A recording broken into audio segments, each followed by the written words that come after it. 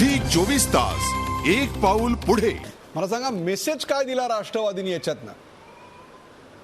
Message दिला म्हणजे राष्ट्रवादी काँग्रेस पक्षाचे नेते कुठेतरी सर्व म्हणजे लोक राजकीय पक्षांचं म्हणणं असं असतो की राष्ट्रवादी काँग्रेस पक्ष म्हणजे सत्ताधाऱ्यांचा पक्ष, सत्तेसाठी शिवाय राष्ट्रवादीची लोक राहू शकत नाही. एक मेसेज असे गेलेला आहे की सत्तेसाठी राष्ट्रवादीचं राजकारण नाही, नेतेचं राजकारण नाही. आरोप झाला तर आम्ही राजीनामा देतो आणि हा मेसेज देऊन की आमच्या नेत्यांनी हे सगळं आव्हान स्वीकारलेलं आहे, श्वेतपत्रिका येऊ द्या आणि जे खरं नवाब मलिकजी बरोबर आहे. अगदी तुम्ही योग्य मुद्दा मांडलेला आहे. मला एक छोटासा प्रश्न विचारायचा आहे, नंतर इतर नामवंत सहकाऱ्यांकडे जायचंय. मला तुम्ही सांगा, हे हल्ले होत होते, हे हल्ले का होत होते आणि कोण करत होतं? बघा, हल्ले होत होते हे आपण सर्वांनी पाहिलेलं आहे. म्हणजे कुठेतरी विरोधक पण करत होते आणि काही लोक इतर ज्यांचे हितसंबंध होते, ज्यांना कुठे ठेके भेटले नाही ते पण पीआय दाखल करत होते. नाही, मी तसं बोलत नाही, त्यांच्यावर आरोप करत नाही. पण बरेच लोक अशी असतात की एखादा पक्ष मोठा होत असेल तर त्याला कुठेतरी थांबवलं पाहिजे, त्याला त्याच्यासमोर काही अडचणी निर्माण केली पाहिजे, अशी लोक म्हणजे कुठेतरी राजकारण करत असते. तुम्ही नेमकं नाव घेत नाही आहात, परंतु आत्ता मला जायचंय डॉक्टर रत्नाकर महाजन यांच्याकडे. डॉक्टर रत्नाकर महाजन हे काँग्रेसचे प्रवक्ते आहेत. सर, मला तुम्ही सांगा, 27 जिल्ह्यांपैकी 12 जिल्ह्यांमध्ये आत्ता काँग्रेस आहे आणि 14 जिल्ह्यांमध्ये राष्ट्रवादी आहे. अशा प्रकारची एक समान ताकद आज निर्माण झाली आणि राष्ट्रवादीचं एक वर्चस्व आणि दबदबा महाराष्ट्रात वाढतोय असं दिसतंय. आत्ता हल्ले होत आहेत हे त्यांनी सांगितलं, कोण करतंय हे त्यांनी सांगितलं नाही, हल्ले का होत आहेत हेही त्यांनी सांगितलं नाही.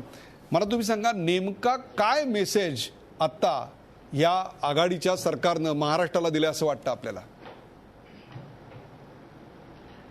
सत्ताधारी पक्षांपैकी एका घटक पक्षाच्या नेत्यावर वर्तमानपत्र, प्रसारमाध्यमं, न्यायालयं या सर्व माध्यमातून जे आरोप होत होते त्या आरोपातून सुटण्यासाठी किंवा ते आरोप निराधार आहेत हे सिद्ध करण्याच्या भूमिकेतून, एका विशिष्ट भूमिकेतून उपमुख्यमंत्र्यांनी राजीनामा दिलेला होता.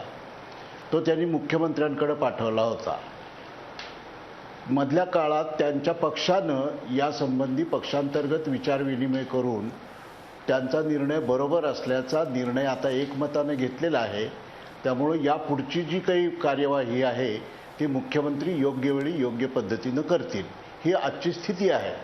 आज यापेक्षा अधिक कुठल्या पक्षाचं बळ कुठं किती आहे, काय किती आहे, ही चर्चा करण्याचं काही कारण नाही असं मला वाटतं. त्याचं कारण ही मुळामध्ये राजकीय संघर्षातून किंवा राजकीय मतभेदातून निर्माण झालेली कृती नव्हती, तर आपल्यावर होणारे आरोप निराधार आहेत हे सिद्ध करण्याची प्रक्रिया सुलभ व्हावी या विशिष्ट भूमिकेतून दिलेला हा राजीनामा होता आणि म्हणून तो स्वीकारण्याचा निर्णय संबंधित पक्षानं घेतलेला आहे.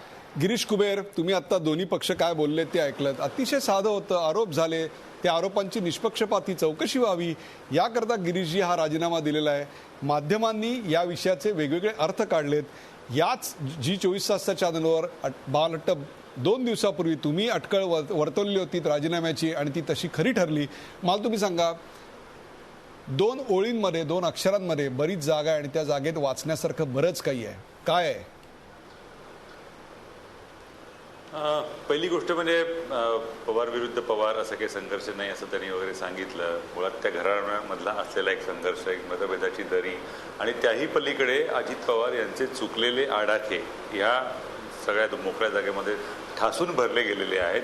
आणि त्यांनी ज्या दिवशी राजीनामा दिला त्या दिवसापासून आपण सांगतोय ही मोकळी जागा ही बरंच काही सांगते आणि त्या बरंच काहीचा हा अर्थ आहे आणि असाच होईल. म्हणजे आपला अंदाजा 100% आपला बरोबर निघाला असं म्हणता येऊ शकेल. कारण याचं कारण हे पूर्णपणे चुकलेलं गणित आहे. बेरजेचं राजकारण ज्या राजकारण्यांनी महाराष्ट्राला शिकवलं त्या काकांचा पुतण्या वजाबाकीचं राजकारण करायला निघाला तर काय होतं हे याच्यातनं दिसलं. एक प्रकारे राष्ट्रवादी आणि काँग्रेस यांच्या संबंधावर यात परिणाम होणार आहे का हा प्रश्न घेऊन मी जातोय माझे मित्र अभय देशपांडे यांच्याकडे. अभयजी, मला सांगा, काय परिणाम होईल असं वाटतं? एकतर हे सगळं याला कितीही नैतिक अधिष्ठान दिलं तरी एक गोष्ट यातली नक्की आहे की सिंचन घोटाळ्यासंदर्भात, सिंचन प्रकल्पातले जे काही वेगवेगळे प्रकरणं बाहेर येत आहेत आता, म्हणजे त्याच्या 3 याचिका 3 न्यायालयांमध्ये दाखल झालेल्या आहेत. नंतर CAGने याची चौकशी सुरू केलेली आहे. वेगवेगळे आरोप होत आहेत, पांढरेंचं पत्र आहे. या सगळ्या गोष्टी बघितल्या आपण तर पुढचा काळ जलसंपदा खात्याच्या संदर्भातला होणारे आरोप लक्षात खूप घेता कठीण आहे. खूप खडतर आहे हे अजितदादांनी कुठेतरी ओळखलं होतं. त्यामुळे त्यांनी मला वाटतं की हा निर्णय घेण्यामागचं मुख्य कारण ते असावं. हे करताना त्यांनी मुख्यमंत्र्यांना कुठेतरी श्वेतपत्रिका काढण्यासाठी विलंब लावणाऱ्या मुख्यमंत्र्यांना कुठेतरी टार्गेट करण्याचा प्रयत्न केला आणि पक्षाच्या नेतृत्वालाही महाराष्ट्रामध्ये मी तुमच्या पलीकडे जाऊन हे निर्णय घेऊ शकतो हे कुठेतरी हा त्यांनी संदेश दिलेला आहे. हा नवाब मलिक किंवा रत्नाकर महाजन मान्य करणार नाहीत, हा अंतर्गत संघर्ष नाही म्हणतील ते. पण अजित पवार यांनी राजीनामा दिल्यानंतर राष्ट्रवादीच्या कार्यकर्त्यांना मुख्यमंत्र्यांचे पुतळे का जाळावे वाटले? म्हणजे हा जर राष्ट्रवादी काँग्रेस आणि काँग्रेसमधला संघर्ष नव्हता तर मुख्यमंत्र्यांचे पुतळे का एक प्रकारे राष्ट्रवादी आणि काँग्रेस यांच्या संबंधावर जळजळीत प्रकाश टाकणारा असं भाष्य आत्ता झालेलं आहे. आत्ता घ्यायचा आहे मला एक ब्रेक. मला 100% खात्री आहे या सगळ्यावर नवाब मलिक आणि रत्नाकर महाजन यांनाही बोलायचं असेल, तेही ऐकणं आणि पाहणं अतिशय इंटरेस्टिंग असेल. कुठेही जाऊ नका, पाहत राहा झी 24 तास. राजीनामा लाभणार की भोवणार? झी 24 तास, एक पाऊल पुढे.